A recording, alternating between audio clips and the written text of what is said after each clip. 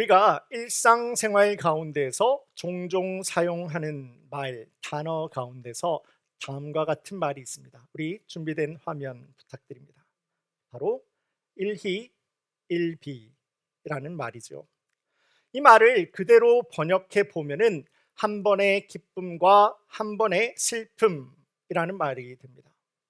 곧 이 땅을 살아가는 우리 모든 인생들은 기쁜 일이 있다라고 하면은 슬픈 일도 만나게 될 것이고, 또 그 슬픈 일 가운데에서도 생각지도 못한 기쁜 일을 우리가 만날 수도 있다라고 하는 말을 일희일비이구나라고 생각할 수가 있죠.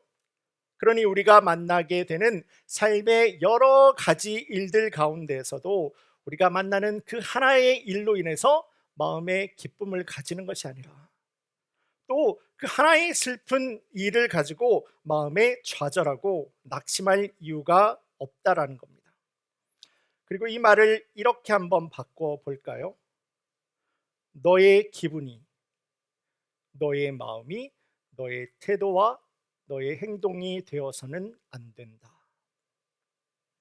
일희일비가 주는 폭넓은 메시지가 아니겠습니까? 화면 내려주시면 감사하겠습니다. 몽골에 있는 그 여러 부족들을 통일시키면서 몽골 제국을 일으켜버린 징기스칸에게는 사냥을 나갈 때마다 꼭 친구처럼 데리고 다니는 매가 한 마리 있었다라고 합니다. 하루는요, 사냥을 마치고 집으로 돌아오는 길이었습니다. 내 손에 있던 이 매를 하늘 높이 올려버린 후에 갈증이 생기게 된 겁니다. 이렇게 찾아보니까 눈앞에 있는 그 바위에서 물이 한 방울씩 똑똑 떨어지는 그 샘물을 발견하게 되었던 거예요. 이 징기스칸은 자신이 가지고 있던 컵을 가지고 와서 그 한 방울씩 떨어지는 물을 모아다가 마시려고 하는 그 순간에 그 하늘로 보냈던, 그 높이 보냈던 매가 갑자기 내려와서 내가 들고 있던 이 물이 든 잔을 쳐서 땅에 떨어뜨려 버렸다고 합니다. 처음에는 장난으로 받아주었다라고 해요. 하지만 거듭되는 이 매의 방에 화가 이만큼 난 징기스칸은 자신의 매를 잡아다가 그 자리에서 칼을 꺼내서 죽여 버리게 됩니다. 그렇게 이 죽은 매를 치우면서 이 물이 한 방울씩 떨어지고 있는 이 바위의 위를 이렇게 보게 되었는데요, 그곳에는 죽어있는 독사, 죽어있는 뱀의 사체가 썩어 들어가고 있는 그 모습을 볼 수가 있었던 거죠. 그러니까 이 물을 징기스칸이 마셨다가는 자칫 어떤 일이 일어날지 모르는 그런 상황이었던 겁니다. 그러기에 이 매는 자신의 목숨을 버려가면서까지도 내 주인의 컵 안에 있는 물을 계속해서 마시지 못하도록 와서 떨어뜨려 버리고 했던 거예요. 일희일비. 앞뒤 상황은 전혀 알지도 못한 채 그저 내 눈에 보이고 내 기분에 좋은 대로 행동해 버리게 될 때에 이 징기스칸은 자신이 가장 좋아하고 사랑했던 그 매, 그리고 나에게 죽기까지 충성하였던 그 매까지도 죽여버리는 사람의 교만한 결정을 해버리고 말았던 겁니다. 이와 같이 지금도 이 시간 주님의 전에 나와서 예배 드리는 우리 성도님들 가운데에서도 우리가 인생을 살아가고 있습니다. 하지만 내가 만나는 그 모든 일들 가운데서 전체 숲은 바라보지 못한 채 그저 내 눈에 요만큼 들어오는 그 나무 하나를 바라보면서 일희일비, 내 눈에 좋은 것만 따라가고 내 마음에 좋은 것만 결정하는 그러한 실수를 경험해 보신 분들, 혹시나 우리 성도님들 가운데 계시지는 않으십니까? 오늘 함께 읽은 이 본문의 말씀에도 인생의 아주 중요한 갈등, 그 고민 앞에서 그저 내 눈에 좋아 보이는 대로, 내 마음에만 좋아 보이는 대로, 내가 만족이 되는 대로만 자신의 삶을 결정해버리는 안타까운 결정을 하는 한 사람을 우리가 볼 수가 있습니다. 바로 아브라함의 조카인 이 롯입니다. 하나님의 놀라운 축복 가운데서 아브라함은 물론 이 아브라함의 조카인 롯까지도 하나님의 놀라운 축복 가운데서 이들의 재산이, 당시의 재산이라고 하면 가축이죠. 이 가축의 숫자가 기하급수적으로 많아지게 될 때에 재산은 많이 늘어나게 되었지만은 바로 그 이유 때문에 갈대아 우르에서부터 함께 해오던 그 아름다운 동행은 깨져버리고 맙니다. 자꾸 충돌이 되는 이 재산 문제 때문에 아브라함과 롯은 서로 헤어질 결심을 하고 말았던 거죠. 바로 그 순간에 롯이 바라보았던 것이 온 땅을 가득히 적시고도 남을 만큼 넉넉해 보이는 그 물, 그리고 그 물이 있는 땅을 바라보았다라는 거예요. 오늘 본문의 10절 상반절 말씀인데요, 제가 보겠습니다. 이에 롯이 눈을 들어 요단 지역을 바라본즉 소아일까지 온 땅에 물이 넉넉하니, 그 당시 내가 가지고 있었던 그 많은 가축들이 있었습니다. 이 가축들을 내가 잘 키우기 위해서 물이라고 하는 것은 너무나도 중요한 것이었고, 푸른 풀밭이라고 하는 것은요, 이 가축들을 키우기 위해서는 너무나도 구체적이고 실질적인 필요였던 겁니다. 그런데 그렇게 내가 내 가축을 잘 키우기 위해서 바라보았던 아주 지극히 평범한, 그리고 당연해 보이는 이 물과 땅이라고 하는 기준과 결정은 결국 이 모든 축복의 주인이 되시는 하나님의 마음과 하나가 될 수 없던 결정이었다라는 거예요. 그렇다면 무엇이겠습니까? 도대체 무엇이 삶의 중요한 고민과 삶의 중요한 결정 앞에 서 있던 이 롯을 그저 내 눈에 좋아 보이는 대로, 하나님의 존재를 분명히 알고 믿고 있었던 이 롯마저도 하나님 앞에서 내 마음에만 좋은 대로 사람의 교만한 결정으로 이끌어 갔던 것이겠습니까? 시간 우리 성도님들과 함께 교만 부수기 두 번째 시간입니다. 일희 일비하지 않기 라는 제목으로 하나님 말씀의 은혜와 도전을 함께 나누기를 원합니다.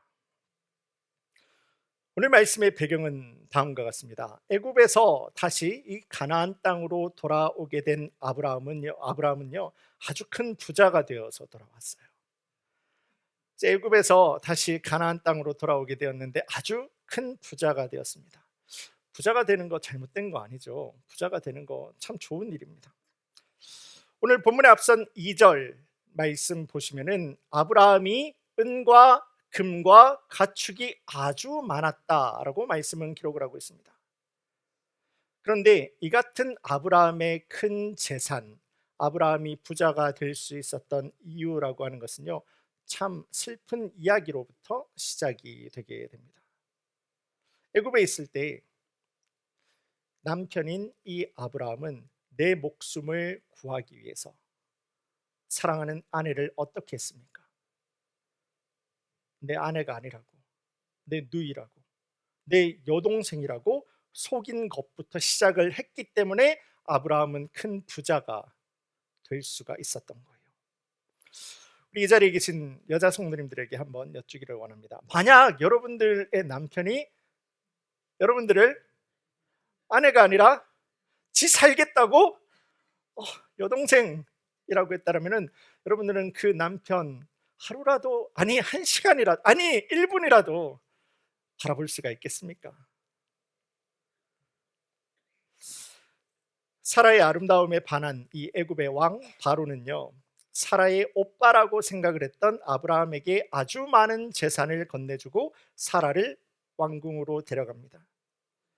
아내로 삼으려고 데려갔던 거죠. 하지만 이 일에 하나님 가만히 계시지 않았습니다. 하나님의 아주 큰 재앙을 바로와 바로의 집안에게 올려버리게 되실 때에 아브라함은요 자신의 아내는 물론 그 전에 받았던 그 모든 재산들을 가지고 다시 가나안 땅으로 돌아올 수가 있었던 거예요. 그러기에 아브라함의 재산이라고 하는 것은요 나에게 축복을 약속하신 하나님, 창세기 12장에서 하나님께서 아브라함의 삶의 축복을 약속해버리지 않았습니까? 하나님께서 말씀을 주시지 않았습니까? 그 축복의 약속을 끝까지 믿지 못했던 아브라함 자신의 실패를 의미하는 거예요. 아브라함의 재산이라고 하는 것은요 그 당시에 축복이라기보다는 하나님을 제대로 믿지 못했던, 순종하지 못했던 아브라함의 실패를 의미했던 겁니다. 들판에 나가서 풀을 뜯고 있는 자신의 그 많은 가축을 볼 때마다 그 마음 한켠으로는 하나님 앞에서 얼마나 죄된 마음을 가질 수밖에 없었겠습니까? 그리고 내 사랑하는 이 아내 사라에게 얼마나 큰 미안한 마음을 가질 수밖에 없었겠습니까? 그런 아브라함이 가나안 땅으로 돌아와서 가장 먼저 했던 것이 바로 예배였던 겁니다. 예배. 오늘 본문의 4절 말씀을 제가 보겠습니다. 그가 처음으로 제단을 쌓은 곳이라. 그가 거기서 여호와의 이름을 불렀더라. 지금 우리가 함께 보았던 이 4절 말씀은요, 특별히 아브라함이 과거에, 아브라함이 지난번에 예배를 드린 그 자리에서 내가 다시 예배를 드렸다라고 하는 그 사실을 강조하고 있는데요, 하나님이 무너진 내 삶에 일어났던, 하나님과의 관계가 끊어져서 하나님을 믿지 못해서 무너졌던 내 삶에 일어났던 그 애굽에서의 실패, 그리고 그런 아브라함에게 예배가 다시 회복이 되는 그 모습을 4절 말씀은 강조를 하고 있는 거예요.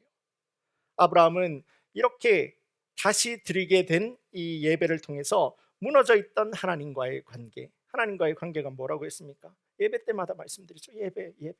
예배가 하나님과의 관계예요. 하나님과의 관계가 예배예요. 이 하나님의 약속을 다시 한번 회복할 수 있는 놀라운 은혜를 가질 수가 있었던 겁니다. 사랑하는 우리 성도님 여러분, 사람들은 실수합니다. 혹시 이 자리에 계신 분들 가운데서 나는 내 평생 한 번도 실수한 적이 없어라고 이야기하실 수 있는 당당한 용기를 가지고 계신 분 있으십니까? 오늘 아침에도 실수했어요. 저도 집사님을 불러야 되는데, 성함을 불러야 되는데 아무 생각이 나지가 않는 거예요. 요즘에 좀 그러고 있습니다. 죄송합니다. 네, 실수를 했죠. 우리 인생 가운데서 실수하지 않는 사람은 아무도 없을 거예요. 실수가 문제가 아닙니다. 실수 이후에 내가 그 일에 대해서 어떻게 대하는지에 따라서 이 실수는요, 그 사람의 실패가 될 수가 있고, 그 실수는 한 사람에게, 또 다른 사람에게는 또 다른 삶의 교훈, 가르침이 될 수도 있는 겁니다. 오늘 본문의 5절 말씀을 보시면은 애굽에서 그렇게 부자가 되었던 것은 아브라함만 부자가 된 게 아니에요. 아브라함의 조카 롯까지도 아주 큰 재산을 모으게 됩니다. 이 두 사람은 그 늘어난 재산 때문에 서로 간의 문제가 시작이 되게 되는데요, 이들이 함께 지냈던 그 땅, 그 지역이라고 하는 것은 이 두 사람들이 가지고 있었던 그 많은 재산, 가축이죠. 이 가축들을 함께 먹이기에는 그 장소가 부족했던 것 같습니다. 그리고 이 문제는 결국 두 사람의 갈등으로 커지게 돼요. 그 문제를 앞에 섰을 때 아브라함은 롯에게 다음과 같이 이야기를 하게 됩니다.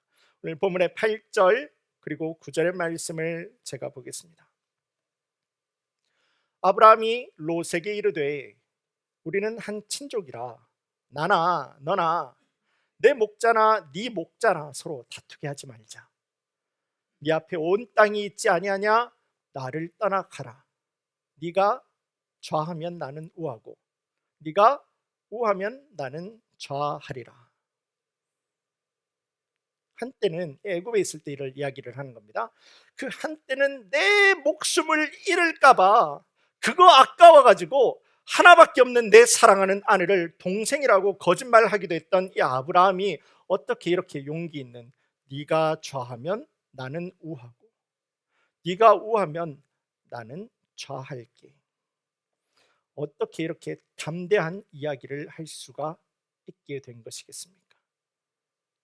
그때의 아브라함과 지금의 아브라함은 도대체 무엇이 바뀌었던 것이겠습니까?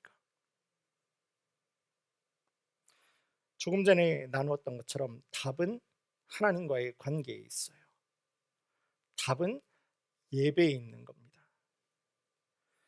인생의 실패자로 애굽에서 가나안 땅으로 돌아오게 되었지만은 그런 아브라함 가운데에서도 다시 한번 하나님과의 관계, 예배, 돌아오자마자 4절에서 가장 먼저 뭐를 했다고요?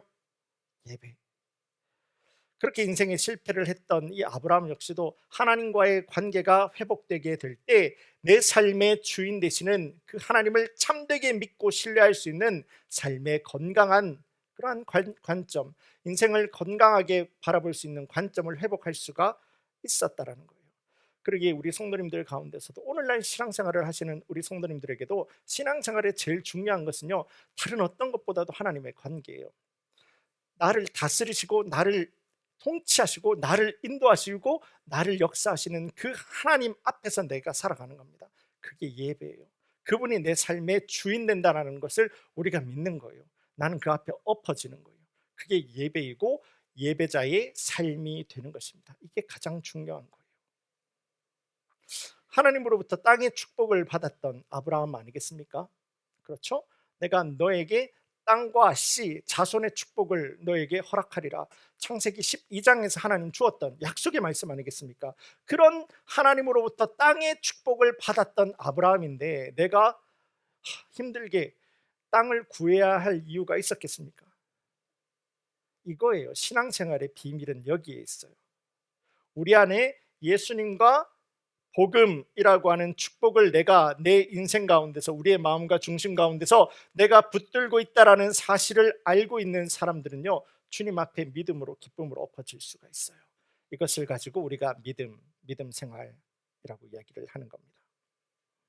하지만 그 동일한 상황에 있었던 이 조카 롯은요, 마음이 막 복잡해지기 시작합니다. 머리가 혼란해지기 시작해요. 이제 더 이상 아브라함 우리 삼촌의 그늘 밑에서 나는 있을 수가 없구나. 마음이 불안해지기 시작합니다. 그 상황 가운데서 내가 하나라도 더, 내 삶을 하나라도 더 스스로 돌보지 않으면 아주 큰일 날 수 있겠다라고 하는 사람의 두려운 마음과 두려운 생각이 이 롯을 확 사로잡아버리게 되었다라는 거예요. 그리고 인생에 그렇게 가장 중요한 그 고민과 인생의 가장 중요한 결정의 순간에 롯은요, 다른 것이 아니라 내 삶을 둘러싸고 있는 세상과 사람들을 바라보게 됩니다. 바로 그 순간에 내 눈에 들어오는 것, 내 눈에 들어오는 세상과 사람들을 그 모습에서 겉으로 보여주는 그러한 모습에 속아가지고 안타까운 결정을 하고 말지요. 오늘 본문의 10절 말씀을 제가 다시 한번 보겠습니다. 이에 롯이 눈을 들어 요단 지역을 바라본즉 소알까지 온 땅의 물이 넉넉하니 여호와께서 소돔과 고모라를 멸하시기 전이었으므로 여호와의 동산 같고 애굽 땅과 같았더라. 롯은요, 내 눈에 들어오는 것을 보고는 내 마음에 즐거워하여 일희일비하여 눈에 들어오는 대로 내 마음대로 내 삶을 선택해버리고 맙니다. 하나님의 말씀은 그 당시에 롯이 보았던 것을 아주 상세하게 설명하면서 그 땅이 어떻게 롯을 속여서 그 마음에 욕심을 불러일으켰는지 이야기를 해주고 있는데요, 마치 에덴 동산 그 한가운데 서 있었던 나무가 아담과 하와의 마음을 흔들어서 욕심을 일깨웠던 것과도 같이 물이 넉넉해 보이는 그 요단의 그 땅이 롯의 마음을 사로잡았다는 겁니다. 그리고 내 눈에 보이는 이 물이 넉넉해 보이는 땅에만 내 모든 마음을 뺏겨 버리게 될 때에 롯은요, 자기 삶에서 가장 중요한 고민과 결정의 순간에 하나님의 인도하심을 위해서 한 번도 예배를 하지 않아요. 내 인생 가장 중요한 선택의 순간이라고요. 결정의 순간이라고요.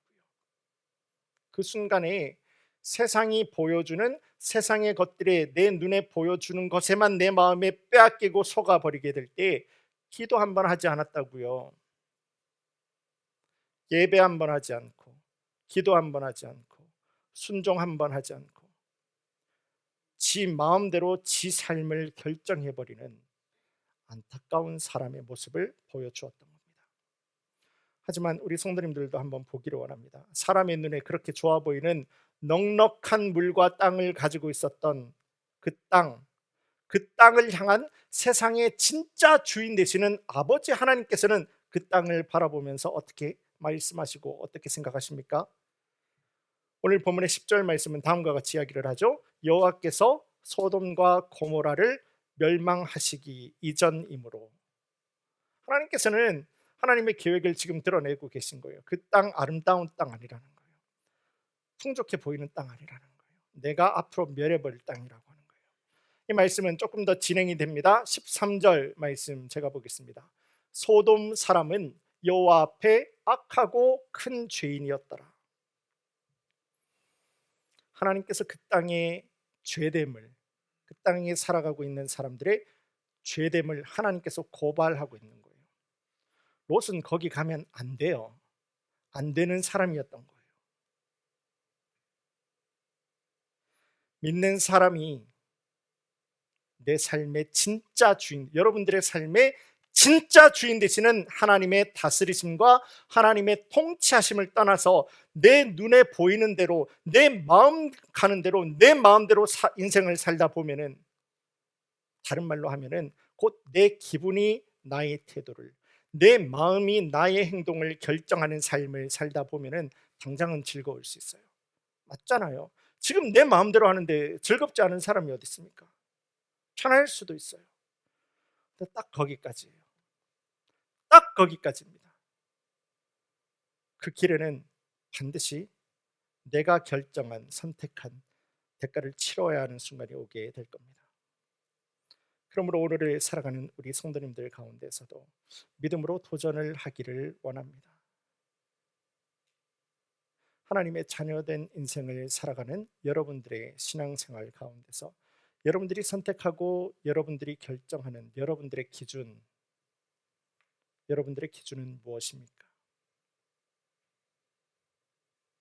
나는 하나님의 다스리심을 받고 하나님의 통치하심을 받으며 그분이 내 삶의 주인입니다. 나의 신앙을 고백을 하는 우리 모든 성도님들, 여러분들의 인생을 살아가는 여러분들의 선택과 여러분들의 결정의 기준은 어디에 있냐라고 하는 겁니다. 삼촌 아브라함의 양보를 따라서 롯은 자신이 소돔과 고모라를 택하게 됩니다. 아름다운 땅 낙원을 선택했다고 믿었겠지만은요, 하나님 없는 내 생각과 하나님 없는 내 판단, 하나님이 없는 내 욕심, 내 선택은요 결국 멸망의 선택을 하게 되었던 거예요. 그러므로 눈에 보이는 것에 속지 않는 우리 성도님들 되기를 원합니다.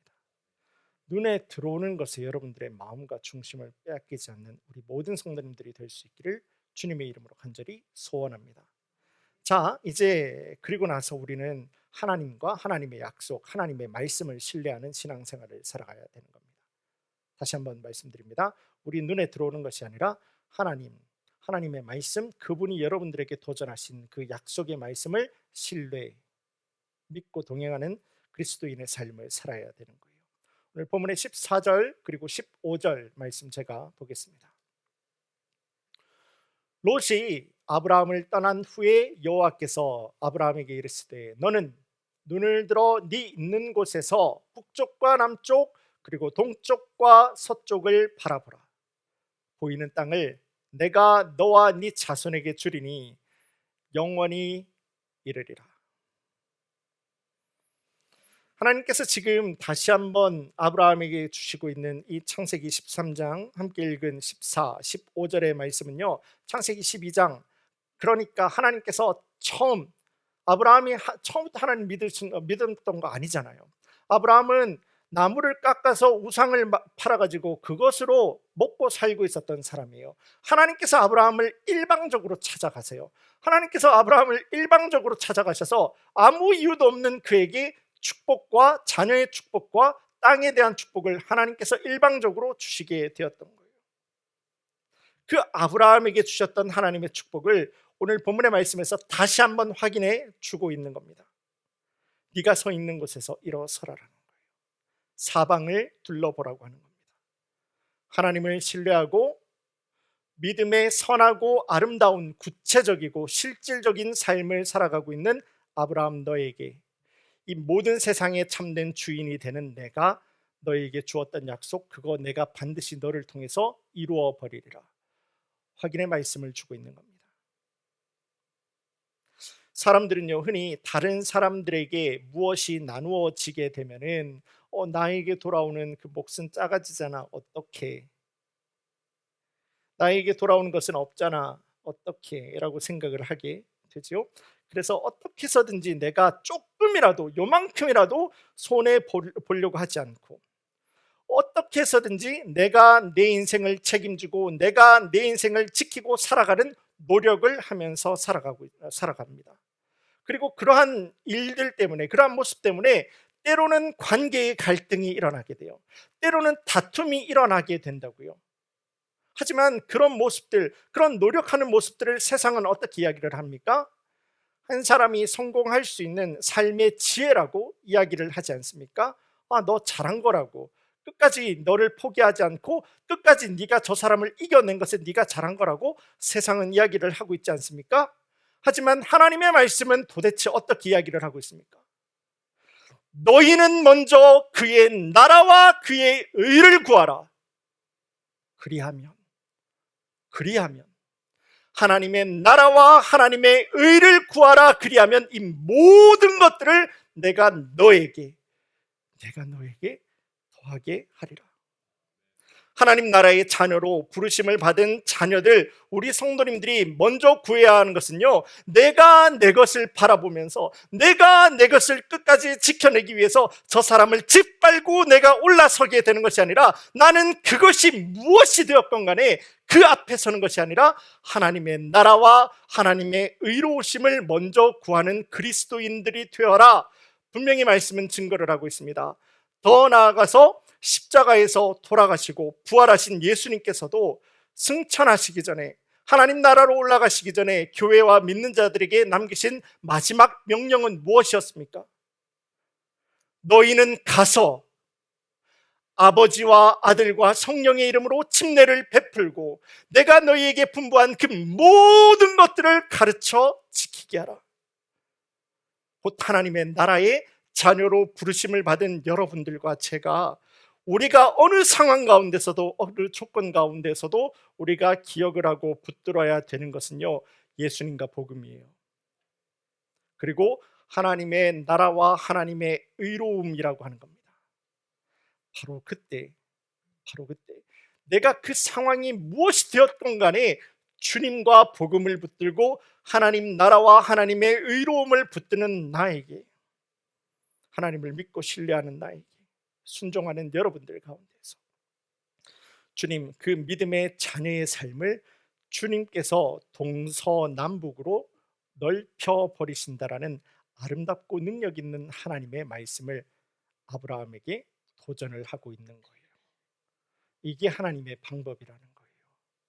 이게 세상 만물의 진짜 주인 되시는 하나님의 방법이고 하나님의 지혜라고 하나님의 말씀은 오늘도 예배하는 우리들 가운데서 도전을 하고 계시는 겁니다.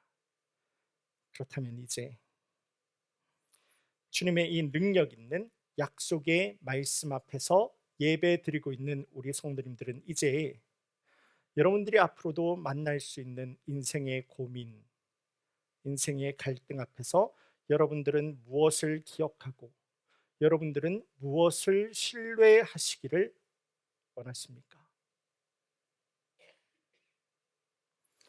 여러분들도 혹시 롯이 바라보았다라고 하는 물이 넉넉한 그 땅이 넓은 그 땅을 선택하시겠습니까?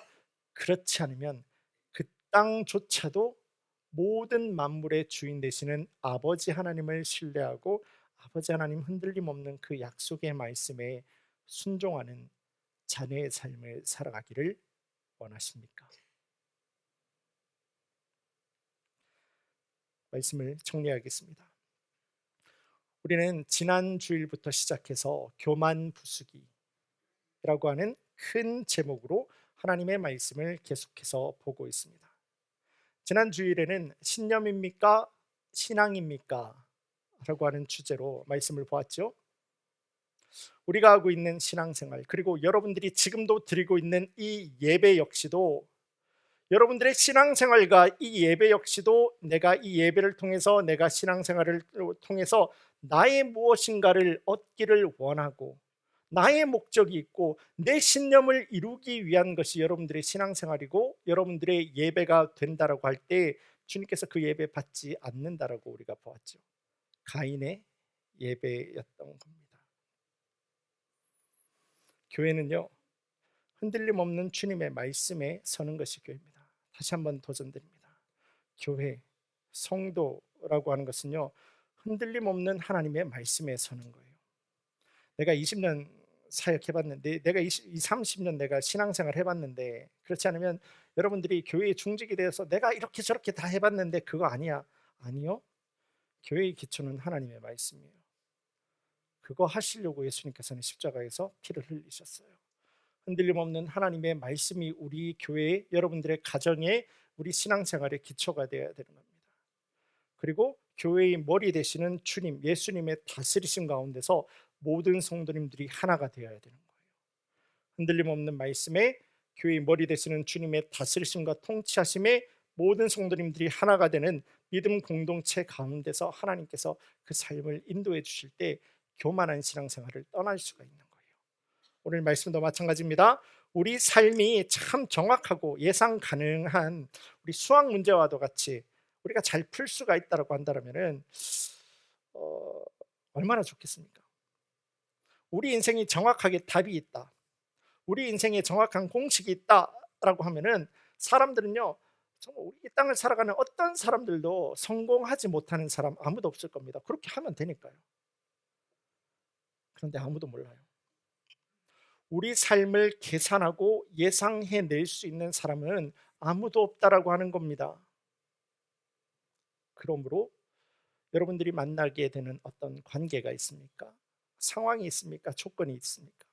어느 상황과 어느 조건이 되었다라고 하더라도 일희일비하지 아니하여서 여러분들이 만나게 되는 그 하나의 일 때문에 여러분들이 좋아하는 것이 아니라 하나님께서는요, 그 여러분들이 좋아하는 그 일을 통해서 여러분들을 겸손하게 만들 수가 있어요. 여러분들이 만나게 되는 인생의 어려움으로 인해서 좌절하고 낙담하는 것이 아니라 하나님께서는요, 그 어려움을 가지고 여러분들의 삶을 승리로 이끌어 가시게 된다는 거예요. 그렇기 때문에 일희일비할 거 아무것도 없다라는 거예요. 우리가 바라보아야 되는 건 뭐라고요? 흔들림 없는 하나님의 약속이에요.